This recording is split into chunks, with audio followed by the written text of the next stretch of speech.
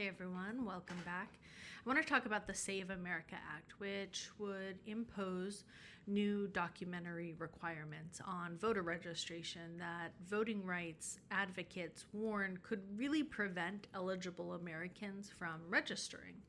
The administration has attacked the institutions that help states run secure elections. Trump continues to insist that elections he loses are fraudulent and elections he wins are legitimate.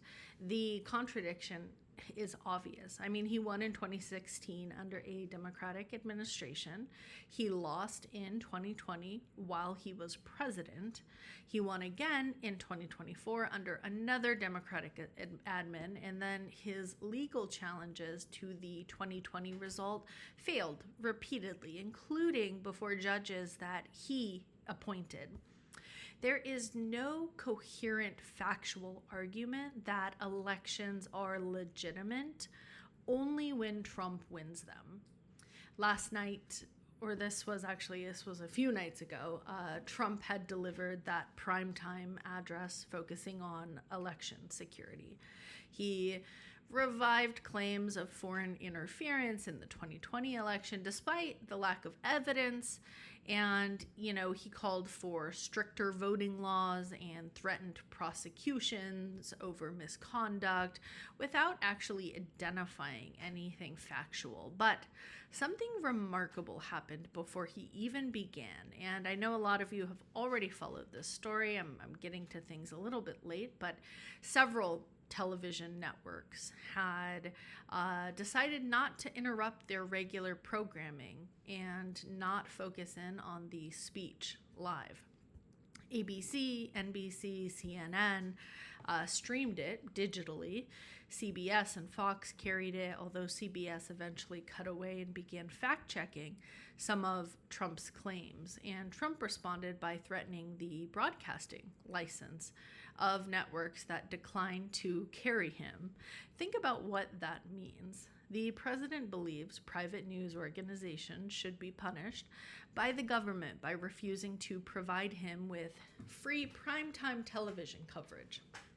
But even more important is the fact that they refused. The political media has spent years treating every Trump speech, every social media post, every threat as required viewing. And that gave him an enormous amount of free advertising. It allowed him to dominate the national conversation simply by saying something outrageous. But now, some of those outlets are beginning to ask some of the more responsible questions. Did he say anything truthful? Was this important enough to justify interrupting millions of people? That matters because Trump's political power has always depended on the perception of momentum. A rising authoritarian depends on the belief that resistance is useless. People obey because they assume everybody else will obey. Politicians fall in line because they think the leader controls the vote. Businesses cooperate because they fear retaliation. News outlets provide unlimited attention because they believe the audience demands it. But when that momentum stops, the entire structure can turn very, very quickly. When enough Americans look at Trump and say, hey, I'm tired of this. I need this man out of my life. That opens up spaces for other political voices.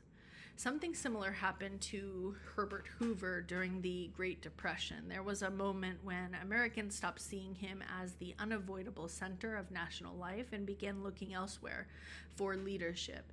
And that created political room for Franklin Roosevelt.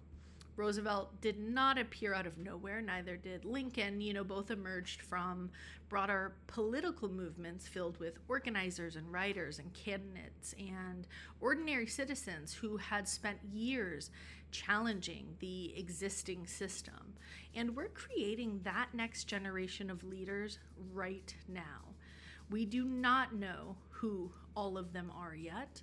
We may already have candidates and activists that are out there using their voice, and new voices are emerging throughout the country. But The larger picture is this. Trump is desperately trying to hold on to power. His loyalists are trying to prop him up. Republicans in Congress are beginning to hesitate, not necessarily because they have suddenly developed a moral compass and courage, but because they can see his political strengths are declining. Some are angry about his decision. Some recognize that the administration is unstable. Some are simply calculating that this might be the moment to create distance between them and Trump just to save themselves. I'm not promising that this is over. It's not even close. It honestly could still get worse, but that is what we need to keep a focus on. Things are changing. Let's keep the focus where it belongs to be. Tune in next time. We will continue breaking down stories. Like, follow, subscribe, and I will see you next time.